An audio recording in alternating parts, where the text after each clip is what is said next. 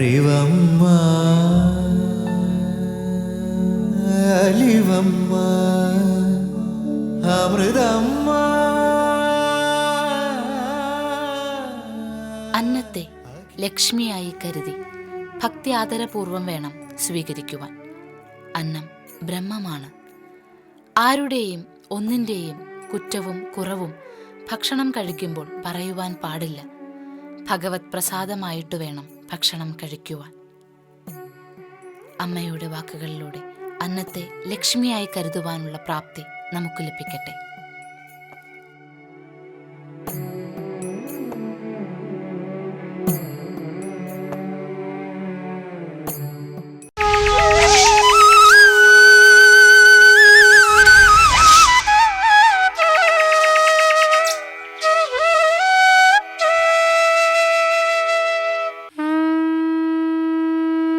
അരുണോദയത്തിന്റെ ശാന്തതയിൽ ശാന്തിയുടെ പ്രകാശം വിരിയുന്ന ദിവ്യഭൂമി അമ്പലപ്പുഴ ശ്രീകൃഷ്ണസ്വാമി ക്ഷേത്രം. ഉണ്ണിക്കണ്ണന്റെ സാന്നിധ്യം അനുഭവമായി മാറുന്ന ഈ ക്ഷേത്രം കേരളത്തിന്റെ ഭക്തി പാരമ്പര്യത്തിൽ അതുല്യമായ സ്ഥാനമാണ് അലങ്കരിക്കുന്നത്. വാതാത്മജാതി ബഹുഭക്തഗണൈശ്ച വന്ദ്യ വാതാശനൈശ്ച ഹൃദയേ പരിഭാവിത. ആലപ്പുഴ ജില്ലയിലെ അമ്പലപ്പുഴയിൽ സ്ഥിതി ചെയ്യുന്ന ഈ മഹാക്ഷേത്രം 17-ാം നൂറ്റാണ്ടിൽ ചെമ്പകശ്ശേരി രാജാക്കന്മാരുടെ ഭരണകാലത്ത് പുനർനിർമ്മിക്കപ്പെട്ടതാണെന്ന് വിശ്വസിക്കപ്പെടുന്നു.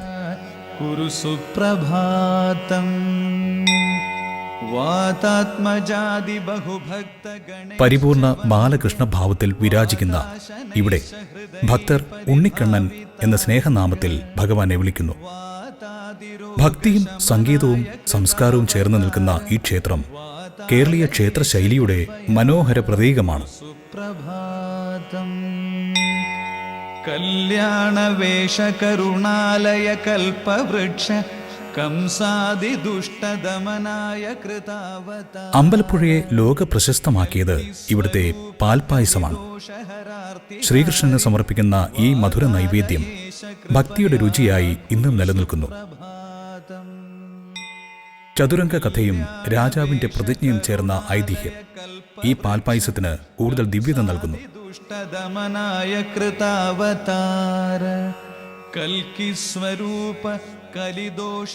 പ്രഭാതത്തിന്റെ ആദ്യ നിമിഷങ്ങളിൽ നടക്കുന്ന നിർമാല്യ ദർശനം അമ്പലപ്പുഴയിലെ ഏറ്റവും ആത്മീയമായ അനുഭവങ്ങളിലൊന്നാണ്. രാത്രി പൂജകൾക്ക് ശേഷമുള്ള അലങ്കാര ഭംഗിയിൽ ഭഗവാനെ ദർശിക്കുന്നത് ഭക്തഹൃദയങ്ങൾക്ക് അതുല്യമായ ശാന്തി പകരുന്നു. ശംഖനാദവും മണിനാദവും ഉയരുമ്പോൾ ആ ദിവ്യ സാന്നിധ്യത്തിൽ ലയിക്കുകയാണ് ഓരോ ഭക്തനും.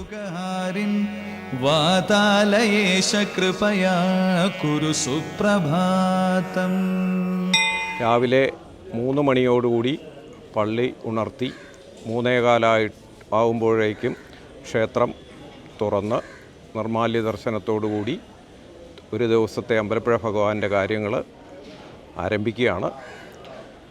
3:30 ആകുമ്പോഴത്തേക്കും നിർമാല്യ ദർശനം, അത് കഴിയുമ്പോൾ തുടർന്ന് അഭിഷേകം, അതിനുശേഷം 5 മണിക്ക് മുഴുക്കാപ്പ് ചാർത്തി, 5 മണിക്ക് ഉഷപൂജ, തുടർന്ന് 6 മണിക്ക് എതിർത്ത് പൂജ, അത് കഴിയുമ്പോൾ ശീവേലിയാവും, അത് കഴിഞ്ഞാൽ 8 മണിക്ക് പന്തീരടി പൂജ. ശരണാഗതന്മാർക്കിഷ്ട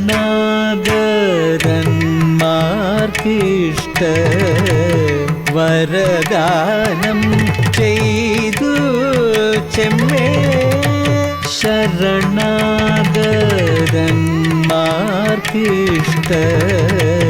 വരദാനം ചെയ്തു ചെമ്മേ. ഭക്തിയും കലയും ഒരുമിക്കുന്ന ഈ ദേവാലയം കേരള സംസ്കാരത്തിന്റെ ജീവനുള്ള പൈതൃകമാണ്.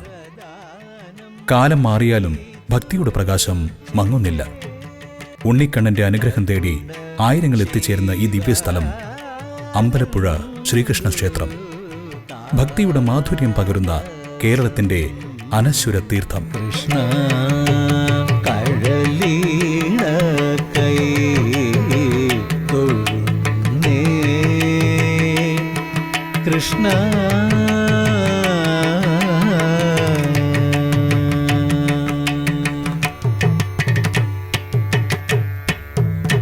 ഒരു തരഭവ സിന്ധൗ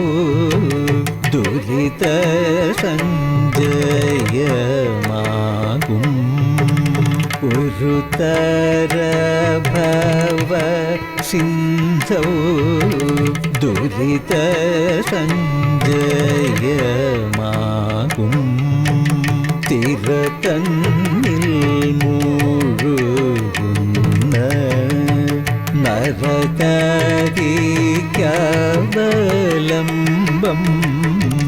തിരതന്നിൽ മുഴുകുന്ന നരകാരിക്കവലംബം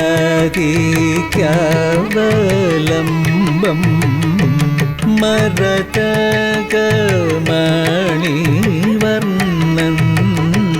ഹരി തന്നെ എന്നും തവ ചരിതവർണ്ണനങ്ങളിൽ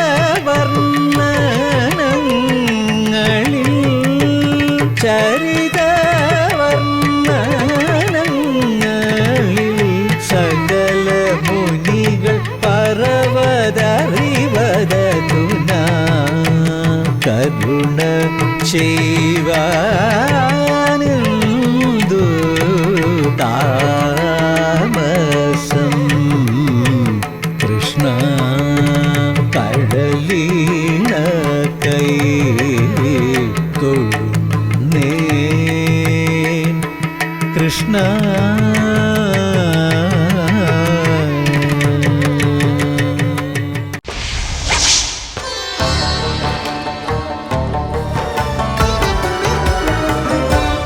മംഗളാചരണം ചെയ്ത് രാമായണത്തിൻ്റെ പ്രധാന പ്രതിപാദ്യത്തെപ്പറ്റി സൂചന നൽകി കൂടുതൽ മുന്നോട്ട്, അതായത് രാമായണ രചനയിലേക്ക് പ്രവേശിക്കുകയാണ്. ശ്രീരാമനാമം പാടി വന്ന പൈങ്കിളിപ്പെണ്ണെ ശ്രീരാമചരിതം നീ ചൊല്ലിയിടുമടിയാതെ ശാരിക പൈതൽ താനും വന്ദിച്ചു വന്ദ്യന്മാരെ ശ്രീരാമസ്തുതിയോടെ പറഞ്ഞു തുടങ്ങിനാൾ. അധ്യാത്മരാമായണം പുരാണ അന്തർഗതമാണെന്നാണ് നാം മാനിക്കുന്നത്. അതിനെ മലയാളത്തിലേക്ക് അനുവാദം ചെയ്യുമ്പോൾ സവിശേഷമായ കിളിപ്പാട്ട് രചനാ ശൈലിയിലാണ് ചെയ്യുന്നതെന്ന് നമുക്കറിയാം. അവിടെ കവി നേരിട്ട് വർണ്ണിക്കുന്നതിന് പകരം പാടുന്ന പൈങ്കിളിയെ ക്ഷണിച്ചു വരുത്തി ആ പൈങ്കിളി കവിക്ക് വേണ്ടി പാടുന്നതായിട്ട് അവതരിപ്പിക്കുന്ന ശൈലിയാണ്. കവി ഗുപ്തനായി മറഞ്ഞു നിന്ന് കവിക്ക് വേണ്ടി പൈങ്കിളി പാടുന്നതാണ് ശൈലി. അതുകൊണ്ട് ഇവിടെ കവി സ്വന്തം നിലയ്ക്ക് മംഗളാചരണം ചെയ്ത ശേഷം ഈ ആഖ്യാനത്തെ പാടാൻ ഉള്ള പൈങ്കിളിയെ ക്ഷണിക്കുന്ന ഭാഗമാണ്. ശ്രീരാമനാമം പാടി വന്ന പൈങ്കിളിപ്പെണ്ണെ സംബോധന ചെയ്യുന്നു. ശ്രീരാമചരിതം നീ ചൊല്ലിയിടും മടിയാതെ, ശ്രീരാമചരിത്രത്തെ മടി കൂടാതെ നീ ചൊല്ലിയാലും. ആ സമയത്ത് ശാരിക പൈതലും ആ പൈങ്കിളിയും ശാരികയ്ക്ക് പച്ചത്തത്ത എന്ന അർത്ഥമുണ്ട്. അതുകൂടാതെ ചിത്രവർണ്ണങ്ങളോടുകൂടിയ പക്ഷി, ശാരിക എന്നു പേരുള്ള പക്ഷിയുണ്ട്. ഇവിടെ എഴുത്തച്ഛൻ്റെ തത്ത പ്രസിദ്ധമാണ്. ഇവിടെ നമുക്ക് തത്ത എന്ന അർത്ഥമെടുക്കാം. അങ്ങനെ രാമായണ ആഖ്യാനം ചെയ്യുന്ന ശാരിക പൈതൽ ആദ്യം തന്നെ ഗുരുനാഥന്മാരെ വന്ദിച്ച്, വന്ദ്യന്മാരെ എല്ലാം വന്ദിച്ച് ശ്രീരാമസ്തുതിയോടെ പറയാൻ ആരംഭിച്ചു. നേരത്തെ കവിയുടെ മംഗളാചരണമാണ്, ഇപ്പോൾ കവിക്ക് വേണ്ടി സംസാരിക്കുന്ന പൈങ്കിളിയുടെ മംഗളാചരണമാണ്. അതെങ്ങനെ? കാരണനായ ഗണനായകൻ ബ്രഹ്മാത്മകൻ, കാരുണ്യമൂർത്തി ശിവശക്തി സംഭവൻ ദേവൻ, വാരണമുഖൻ മമ പ്രാരബ്ധ വിഘ്നങ്ങളെ വാരണം ചെയ്തിടുവാൻ ആവോളം വന്ദിക്കുന്നേൻ. ആദ്യം തന്നെ വിഘ്നേശ്വരനെ, ഗണേശനെ വന്ദിക്കുകയാണ്. എല്ലാ കർമ്മങ്ങളുടെയും ആരംഭത്തിൽ നിർവിഘ്നമായ പരിസമാപ്തിയെ പ്രാർത്ഥിച്ചുകൊണ്ട് നമ്മൾ വിഘ്നേശ്വര വന്ദനം ചെയ്യാറുണ്ട്. അതൊരു സമ്പ്രദായം കൂടിയാണ്. വിഘ്നേശ്വരൻ വിഘ്നങ്ങളുടെ ഈശ്വരനാണ്. എല്ലാ തടസ്സങ്ങളെയും നീക്കുന്നവനാണ്. നമ്മുടെ ഈ പഠനത്തിൽ ആധ്യാത്മികവും ആദിഭൗതികവും ആദിദൈവികവുമായ ഒരു തടസ്സവും ഉണ്ടാവരുത്. താൻ കാരണമായിട്ട് വരുന്ന തടസ്സങ്ങൾ ആധ്യാത്മികങ്ങൾ, മറ്റ് ജീവജാലങ്ങൾ കാരണമായിട്ട് വരുന്ന തടസ്സങ്ങൾ ആദിഭൗതികങ്ങൾ, നമ്മുടെ നിയന്ത്രണത്തിലല്ലാതെ ദൈവഗത്യാ വരുന്ന തടസ്സങ്ങൾ ആദിദൈവികങ്ങൾ, ഇങ്ങനെയുള്ള ഒരു വിഘ്നങ്ങളും ഇല്ലാതെ നിർവിഘ്നമായിട്ട് ഈ ഗ്രന്ഥപഠനം, രാമായണ പഠനം പൂർത്തിയാക്കാൻ നമുക്ക് സാധിക്കണം. രാമായണം ചൊല്ലുന്നത് പൂർത്തിയാക്കാൻ ഈ പൈങ്കിളിക്ക് സാധിക്കണം. ഇത് രചിക്കുന്നത് പൂർത്തിയാക്കാൻ കവിക്ക് സാധിക്കണം. ഈ എല്ലാ ഭാവനകളെയും ഒത്തുചേർത്തിട്ടാണ് വിഘ്നേശ്വരനെ ഇവിടെ വന്ദിക്കുന്നത്. കാരണനായ ഗണനായകൻ, സകല ക്രിയകൾക്കും കാരണഭൂതനായ ആ ഭഗവാന്റെ അനുഗ്രഹമില്ലെങ്കിൽ ഒരു ക്രിയയും നടക്കില്ല. അതുകൊണ്ട് അവൻ കാരണനാണ്. ഇനി മറ്റൊരു ദൃഷ്ടിയിൽ പറഞ്ഞാൽ സകല ഗണങ്ങളുടെയും പതിയാണ് ഗണപതി. ബ്രഹ്മാദി ദേവന്മാർ മുതൽക്ക് കൃമികീടങ്ങൾ വരെ സകല ഗണങ്ങളുടെയും പതിയാണ്. ആ ഗണപതി സകല പ്രപഞ്ച വ്യവഹാരങ്ങൾക്കും കാരണനാണ്. അഥവാ അതിലൂടെ ലക്ഷീകരിക്കപ്പെടുന്ന പരമേശ്വരൻ പരമാത്മ സർവപ്രപഞ്ചത്തിനും കാരണനാണ്. അങ്ങനെ കാരണനായ ഗണനായകൻ, സകല ഗണങ്ങളുടെയും നാഥൻ ഗണപതി, ബ്രഹ്മാത്മകൻ, പ്രണവസ്വരൂപൻ. പ്രണവസ്വരൂപനായിട്ടാണ് നമ്മൾ ഗണപതിയെ മാനിക്കുന്നത്. അങ്ങനെയുള്ള ബ്രഹ്മസ്വരൂപനായ ഗണപതി എങ്ങനെയുള്ളവൻ? കാരുണ്യമൂർത്തി. കാരുണ്യം മൂർത്തിമദ്ഭാവത്തെ പ്രാപിച്ചവൻ, കരുണയുടെ മൂർത്തിയായവൻ. ഭക്തനെ സംബന്ധിച്ച് ഭഗവാൻ എപ്പോഴും കാരുണ്യമൂർത്തിയാണ്, കാരുണ്യത്തിൻ്റെ മൂർത്തിമദ്ഭാവമായവൻ. വീണ്ടും എങ്ങനെയുള്ള? ശിവശക്തി സംഭവൻ ദേവൻ, ശിവശക്തി സംഭവനായ, ശിവൻ്റെയും ശക്തിയുടെയും ചേർച്ചയിൽ നിന്ന് സംഭവിച്ചവൻ. ദേവൻ പ്രകാശിപ്പിക്കുന്നവൻ, എല്ലാത്തിനെയും പ്രകാശിപ്പിക്കുന്നവൻ. സർവപ്രപഞ്ച വ്യവസ്ഥകളെയും ആരാണോ പ്രകാശിപ്പിക്കുന്നവൻ അവനാണ് ദേവൻ, അഥവാ സ്വയം പ്രകാശിക്കുന്നവൻ. വേറെയും അർത്ഥങ്ങളുണ്ട് ദേവശബ്ദത്തിന്. സകലർക്കും സകല മഹിമകളെയും ദാനം ചെയ്യുന്നവൻ, അങ്ങനെയും അർത്ഥമുണ്ട്. ദ്യോവിൽ വസിക്കുന്നവനെന്നും പറയാം. ദ്യോവെന്ന് പറയുമ്പോൾ ഭൂമിക്കും അന്തരീക്ഷത്തിനുമുപരി ദ്വിലോകം, അല്ലെങ്കിൽ സകല ഭൂതങ്ങളുടെയും ഹൃദയാകാശം. അങ്ങനെ ഹൃദയാകാശത്തിൽ വസിക്കുന്നവനെന്നും ദേവശബ്ദത്തിന് അർത്ഥം പറയാം. അങ്ങനെ ശിവശക്തി സംഭവനായ ദേവൻ എങ്ങനെയുള്ളവൻ? വാരണമുഖൻ, ആനയുടെ മുഖത്തോട്, വാരണത്തിൻ്റെ ആനയുടെ മുഖത്തോടു കൂടിയ ഗണപതി. അവിടെ സസ്തനികളിൽ ഏറ്റവും വലിയ ആന, സസ്തനികളിൽ ഏറ്റവും ചെറിയ ചുണ്ടലി, ഇവ രണ്ടിൻ്റെയും സമാഹാര രൂപമാണ് ഗണപതിയുടെ രൂപം. അതാണ് ആനത്തലയൻ എലിപ്പുറത്ത് സഞ്ചരിക്കുക. അണോരണിയാൻ മഹതോ മഹീയാൻ, എത്ര വലിയൊരു ദർശനമാണെന്ന് ഓർക്കൂ. അങ്ങനെയുള്ള ആനയുടെ മുഖത്തോടു കൂടിയവൻ വാരണമുഖൻ മമ പ്രാരബ്ധ വിഘ്നങ്ങളെ, എൻ്റെ പ്രാരബ്ധ ഹേതുവായിട്ടുള്ള തടസ്സങ്ങളെ എല്ലാം വാരണം ചെയ്തിടുവാൻ, വാരണം ചെയ്യുക, തടയാൻ വേണ്ടിയിട്ട് എനിക്ക് ഈ രാമായണ രചനയിൽ അഥവാ നമുക്കൊക്കെ ഈ രാമായണ പഠനത്തിൽ വന്നു ചേരാവുന്ന വിഘ്നങ്ങളെ മുഴുവൻ തടയാൻ വേണ്ടിയിട്ട് ഞാനിതാ വന്ദിക്കുന്നു. എങ്ങനെ വന്ദിക്കുന്നു?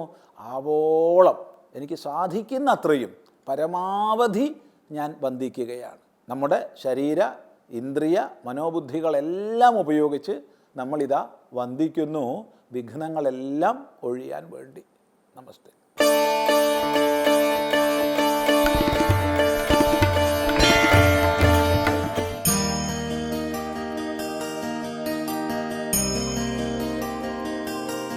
എല്ലാ സജ്ജനങ്ങൾക്കും നമസ്കാരം. ആത്മീകത്തിന്റെ പുതിയ ഒരു അധ്യായത്തിലേക്ക് സ്വാഗതം. ശ്രീരാമചന്ദ്രന്റെ കഥയാണ് രാമായണം. രാമന്റെ യാത്രയാണ്. രാമന്റെ യാത്രയ്ക്കൊപ്പം സീതയുണ്ടായിരുന്നു. സീതയ്ക്കൊപ്പം ഒരാൾ കൂടി ഉണ്ടായിരുന്നു, സാക്ഷാൽ ലക്ഷ്മണസ്വാമി. രാമനിൽ നിന്ന് വേർപെട്ട ഒരാളല്ല ലക്ഷ്മണൻ എന്ന് ആ പേര് കേൾക്കുമ്പോൾ തന്നെ നമുക്ക് മനസ്സിലാവുമല്ലോ. രാമലക്ഷ്മണന്മാർ എന്ന് ഒരുമിച്ചാണ് എല്ലാ സമയത്തും പറയാറുള്ളത്. രാമനെ ഏറ്റവും അധികം മനസ്സിലാക്കിയ സഹോദരൻ, രാമന്റെ സ്വന്തം ദാസനാണ് താൻ എന്ന് നിരന്തരമായി വിശ്വസിച്ചിരുന്ന സഹോദരനാണ് ലക്ഷ്മണൻ. ലക്ഷ്മണൻ സുമിത്രയുടെ മകനാണ്. സൗമിത്രി എന്നൊരു പേരൂടെ അതുകൊണ്ട് ലക്ഷ്മണൻ ഉണ്ട്. സുമിത്രയുടെ മകനെ എന്നാണ് അതുകൊണ്ട് ഉദ്ദേശിക്കുന്നത്. അങ്ങനെ ഏറ്റവും പ്രഗത്ഭയായിട്ടുള്ള ഒരു അമ്മയുടെ മകനായി ജനിച്ച് രാമന് വേണ്ടി സദാസമയവും തന്റെ എന്ത് വിലപിടിപ്പുള്ള കാര്യങ്ങളും, തന്റെ ജീവൻ പോലും രാമായണത്തിന്റെ അവസാന ഘട്ടത്തിൽ ലക്ഷ്മണൻ ത്യജിക്കുന്നുണ്ട്. ആദ്യം തന്നെ രാമലക്ഷ്മണന്മാരുടെ ബന്ധം നമുക്ക് മനസ്സിലാക്കാൻ സാധിക്കുന്നത് വിശ്വാമിത്ര മഹർഷിക്ക് വേണ്ടി യാഗരക്ഷ ചെയ്യാനായി പോകുന്ന രാമന്റെ കൂടെ ലക്ഷ്മണനും ഒപ്പം പോകുന്നുണ്ട്. ഭഗവാൻ മഹാവിഷ്ണുവാണ് രാമനായി ജനിച്ചത് എന്ന് നമുക്ക് എല്ലാവർക്കും അറിയാം. ഭഗവാന്റെ ചക്രം സുദർശനമാണ് ശത്രുഘ്നനായി ജനിച്ചത്. ഭഗവാന്റെ ശംഖ് പാഞ്ചജന്യമാണ് ഭരതനായി ജനിച്ചത്. ലക്ഷ്മണൻ ആരാണ് എന്ന ചോദ്യത്തിന് ഒറ്റ ഉത്തരമേ ഉള്ളൂ. ഭഗവാന്റെ സദാസേവക സ്ഥാനം അലങ്കരിക്കുന്ന, ഭഗവാന്റെ മെത്തയായിട്ടുള്ള, ഭഗവാന്റെ തൽപ്പമായിട്ടുള്ള സാക്ഷാൽ അനന്തൻ, സംഘർഷണൻ തന്നെയാണ് സാക്ഷാൽ ലക്ഷ്മണസ്വാമി എന്ന് പറയുന്നു. അനന്തന്റെ അംശാവതാരമാണ് ലക്ഷ്മണൻ. ഇതേ അനന്തന്റെ അംശാവതാരമാണ് സാക്ഷാൽ ബലരാമസ്വാമി. രാമാവതാരം കഴിഞ്ഞ് ഭഗവാൻ വൈകുണ്ഠത്തിലേക്ക് തിരിച്ചു പോയി അനന്തനുമായി സംസാരിക്കുന്ന സമയത്ത് കൃഷ്ണാവതാരത്തെ കുറിച്ച് സംസാരിച്ചത്രേ. അപ്പോ അനന്തനോട് ഭഗവാൻ ചോദിച്ചു, ഇപ്പോ ഞാൻ ജനിക്കുമ്പോ എന്റെ കൂടെ എങ്ങനെയാണ് അങ്ങ് ജനിക്കുന്നത് അനന്തൻ എന്ന് ചോദിച്ച സമയത്ത് അനന്തൻ പറഞ്ഞൊരു രസകരമായിട്ടുള്ള മറുപടി ആചാര്യന്മാര് വ്യാഖ്യാനിക്കാറുണ്ട്. ഭഗവാനെ കഴിഞ്ഞ അവതാരത്തിൽ അങ്ങയുടെ അനുജനായിട്ട് ജനിച്ചത് കൊണ്ട് എല്ലാം അങ്ങ് പറയുന്നത് അനുസരിക്കുക എന്നുള്ളതായിരുന്നു എന്റെ ദൗത്യം. അതുകൊണ്ട് ഇനി വരാൻ പോകുന്ന അവതാരത്തിൽ എനിക്ക് അങ്ങയുടെ ജ്യേഷ്ഠനായി അവതരിച്ച് അങ്ങയെ കൊണ്ട് അനുസരിപ്പിക്കാനുള്ള ഭാഗ്യം തരണേ എന്ന് പ്രാർത്ഥിച്ചു അനന്തൻ. അങ്ങനെയാണത്രേ ലക്ഷ്മണനായി ജനിച്ച അതേ അനന്തൻ ദ്വാപരയുഗത്തിൽ ബലരാമനായി ജനിക്കുന്നത്. ലക്ഷ്മണനെ കാട്ടിലേക്ക് അയക്കേണ്ട ഒരു ഉത്തരവാദിത്വവും ഇല്ലാതിരുന്ന ഒരമ്മയും ഭാര്യയും രാമായണത്തിലുണ്ട്. അത് സാക്ഷാൽ സുമിത്രയും ഊർമിളയുമാണ്, ലക്ഷ്മണന്റെ ഭാര്യ. രാമനെ കാട്ടിലേക്ക് അയക്കണമെന്നും ഭരതനെ രാജാവാക്കണമെന്നും മാത്രമേ കൈകേയി ദശരഥനോട് ആവശ്യപ്പെട്ടിരുന്നുള്ളൂ. ലക്ഷ്മണൻ രാമനെ പിരിഞ്ഞിരിക്കാൻ സന്നദ്ധനല്ലാത്തത് കൊണ്ട് സ്വയം തന്റെ ജീവിതം മാറ്റിവെച്ച് രാമസേവയ്ക്ക് വേണ്ടി, സീതസേവയ്ക്ക് വേണ്ടി സ്വയം ഒഴിഞ്ഞുവെച്ച കഥാപാത്രമാണ്. അതിയായ സ്നേഹം സീതയോടുണ്ടായിരുന്നു ലക്ഷ്മണന്. സ്വന്തം അമ്മയായിട്ടാണ് കണ്ടത്. സുമിത്രാവാക്യത്തിൽ സുമിത്ര പഠിപ്പിച്ചിരുന്നു, സീത നിന്റെ അമ്മയാണെന്ന്. അതുകൊണ്ട് തന്നെ അമ്മയായിട്ടാണ് കണ്ടത്. ഏറ്റവും രസകരമായിട്ടുള്ള ഒരു സന്ദർഭം, ഏറ്റവും മനസ്സിനെ സ്പർശിക്കുന്ന ഒരു സന്ദർഭം രാമായണത്തിലുള്ളത്, സീത അപഹരിക്കപ്പെട്ടു. രാമലക്ഷ്മണന്മാർ അന്വേഷിച്ച് നടക്കാൻ തുടങ്ങി. അന്വേഷിച്ച് നടക്കുന്ന സമയത്ത് അവർക്ക് ഒരു ആഭരണപ്പെട്ടി കിട്ടി. ആ ആഭരണപ്പൊതി തുറന്നു നോക്കിയ രാമൻ ഓരോ ആഭരണങ്ങളും എടുത്ത് ലക്ഷ്മണന് കാണിച്ചു കൊടുത്തു. ഇത് സീതയുടേതാണോ, ഇത് സീതയുടേതാണോ? ഓരോന്നിന്റെയും മുമ്പിൽ ഉത്തരമില്ലാതെ നിന്നിരുന്ന ലക്ഷ്മണൻ സീതയുടെ കാലിലെ തളകൾ കണ്ടപ്പോൾ പറഞ്ഞു, ഇത് എൻ്റെ ജ്യേഷ്ഠത്തിയുടേതാണ്. കാരണം എല്ലാ ദിവസവും ഞാൻ നമസ്കരിക്കുന്ന സമയത്ത് ഈ തളകൾ കാണുമായിരുന്നു. അതല്ലാതെ അമ്മ അണിഞ്ഞ ഒരാഭരണങ്ങളും ഞാൻ ഇതുവരെ നോക്കിയിട്ടില്ല ജ്യേഷ്ഠ എന്ന് പറഞ്ഞ ഒരു ലക്ഷ്മണൻ രാമായണത്തിലുണ്ട്. സ്വന്തം ജ്യേഷ്ഠന്റെ ഭാര്യയെ അമ്മയായി കാണുന്ന ഒരു സംസ്കാരം ഭാരതത്തെ പഠിപ്പിച്ചത് ആര് എന്ന് ചോദിച്ചാൽ ലക്ഷ്മണൻ എന്ന ഉത്തരത്തിൽ നാം ചെന്ന് അവസാനിക്കുന്നു. രാവണന്റെ മകനായിട്ടുള്ള ഇന്ദ്രജിത്തിനെ പോലും വധിക്കുന്നത് ലക്ഷ്മണനാണ്. അത്രയധികം ക്രൗര്യത, അത്രയധികം വീര്യത എല്ലാം തന്നെ ലക്ഷ്മണനിൽ നമുക്ക് കാണാൻ സാധിക്കും. അങ്ങനെയുള്ള ആ ഭഗവാന്റെ സേവകനായിട്ടുള്ള ലക്ഷ്മണൻ ഒരേ ഒരു സമയത്ത് മാത്രമേ രാമായണത്തിൽ പതറിപ്പോകുന്നതായിട്ട് നാം കാണുന്നുള്ളൂ. അത് സ്വന്തം അമ്മയായി താൻ കണ്ട, ഏറ്റവും അധികം ഭക്തിയോടുകൂടി താൻ കണ്ട ആ സീതാമാതാവ് തന്നെ സംശയത്തോടുകൂടി കണ്ടപ്പോൾ മാത്രമാണ്. അങ്ങനെ ഒരു ലക്ഷ്മണനെ കൂടി വായിക്കുമ്പോഴേ എങ്ങനെയാണ് രാമായണത്തിൽ രാമനോടൊപ്പം നടന്ന, സീതയോടൊപ്പം നടന്ന ലക്ഷ്മണൻ 14 വർഷം ആ വനത്തിൽ ചെലവിട്ടത് എന്ന് നമുക്ക് മനസ്സിലാക്കാൻ സാധിക്കുള്ളൂ. രാമൻ തന്നെ സീതയോട് ഒരിക്കൽ പറയുന്നുണ്ട്, എൻ്റെ അച്ഛനില്ലാത്ത വിഷമം ഞാൻ മറക്കുന്നത് അവൻ എൻ്റെ കൂടെ ഉള്ളപ്പോഴാണ്.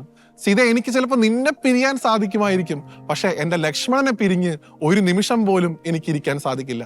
ലക്ഷ്മണനും തന്നെ വിട്ടുപോയി എന്ന് മനസ്സിലാക്കുമ്പോഴാണ് ഭഗവാൻ സരയൂവിൽ തൻ്റെ ജീവൻ ഉപേക്ഷിക്കുന്നത്. നിരവധിയായിട്ടുള്ള വാർത്തകളാണ് നമ്മൾ കേൾക്കുന്നത്. കുട്ടികൾ, പ്രത്യേകിച്ച് പെൺകുട്ടികൾ, നിരവധിയായിട്ടുള്ള പ്രയാസങ്ങളിൽ പെടുന്നു. എന്തുകൊണ്ട്? എടുത്തുചാട്ടം സംഭവിക്കുന്നു. പെട്ടെന്ന് ചില ബന്ധങ്ങളിലേക്കുള്ള എടുത്തുചാട്ടം സംഭവിക്കുന്നു. ഇതൊക്കെ മനസ്സിൽ കൃത്യമായിട്ടുള്ള ഒരു ലക്ഷ്മണ രേഖ ഇല്ലാത്തതിന്റെ കുറവാണ് എന്ന് നിരീക്ഷിക്കേണ്ടി വരും. അതുകൊണ്ട് ഈ രാമായണ മാസക്കാലത്ത് നമ്മുടെ മനസ്സ് സദാ ചേർന്നിരിക്കേണ്ടത് രാമനിലാണ്. സീത എങ്ങനെയാണോ രാമനോട് ചേർന്നിരിക്കാൻ വേണ്ടി മഹാനായിട്ടുള്ള സഹോദരൻ ലക്ഷ്മണൻ ഒരു രേഖ തീർത്തത്, അതുപോലെ നമ്മുടെ മനസ്സിന് മുമ്പിലും നാമാകുന്ന ലക്ഷ്മണന് ഒരു രേഖ വരയ്ക്കേണ്ടതുണ്ട്. അതിലൂടെ വേണം ലക്ഷ്മണൻ നൽകിയ സന്ദേശം പുതിയ തലമുറയിലുള്ള കുട്ടികൾക്ക് നാം എത്തിച്ചു നൽകാൻ. മറ്റൊരു കഥാപാത്രവുമായി വീണ്ടും വാത്മീകത്തിൽ നമുക്ക് കണ്ടുമുട്ടാം. എല്ലാവർക്കും നന്ദി, നമസ്കാരം.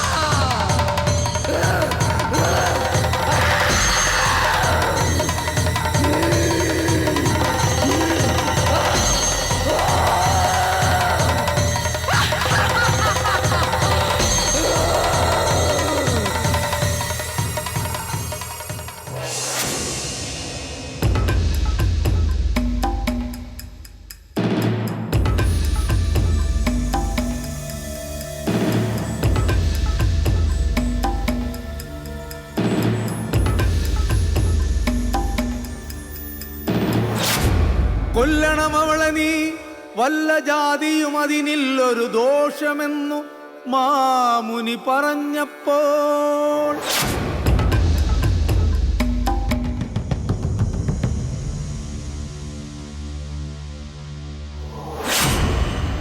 മെല്ലവേയൊന്നു ചെറുഞാണൊലി ചെയ്തു രാമൻ, എല്ലാ ലോകവും ഒന്നു വിറച്ചിതതു നേരം.